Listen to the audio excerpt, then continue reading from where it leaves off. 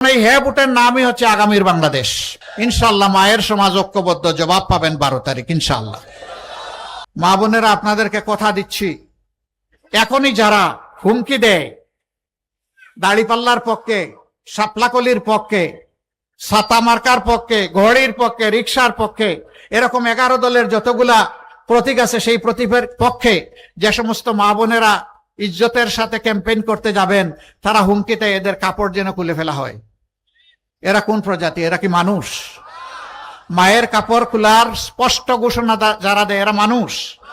এরা এখন যা বলছে, নির্বাচনের পরে যদি আল্লাহ না করুন কোনোভাবে জিতে আসে, বাংলাদেশটা কেমন হবে চিন্তা করেন। একজন মাও ইজ্জত নিয়ে ঘর থেকে বের হতে পারবেন না, বের হলে ইজ্জত নিয়ে ঘরে ফিরতে পারবেন না।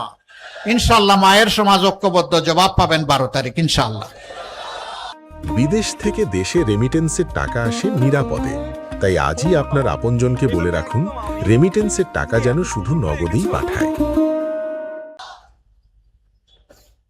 আমরা এই পরিবর্তনের পক্ষে প্রথম ভোটটি দিব গণভোটের হা। কিসে দিব? ইনশাআল্লাহ আপনারা দিবেন, আপনাদের আত্মীয় স্বজন, প্রিয়জন, আপনজন সবাইকে নিয়ে দিবেন, কর্মস্থলে সাথী এবং প্রতিবেশীকে নিয়ে দিবেন।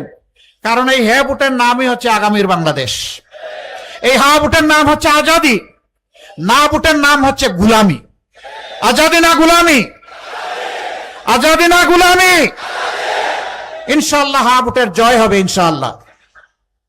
এরপরের ভোটটা হবে একটি ন্যায় এবং ইনসাফ ভিত্তিক, দুর্নীতিমুক্ত, চাঁদাবাজ মুক্ত, খনি লুটেরা মুক্ত, মা বোনদের ইজ্জত হরণকারী যারা করতে চায় তাদের মুক্ত একটা বাংলাদেশ গঠন করার জন্য।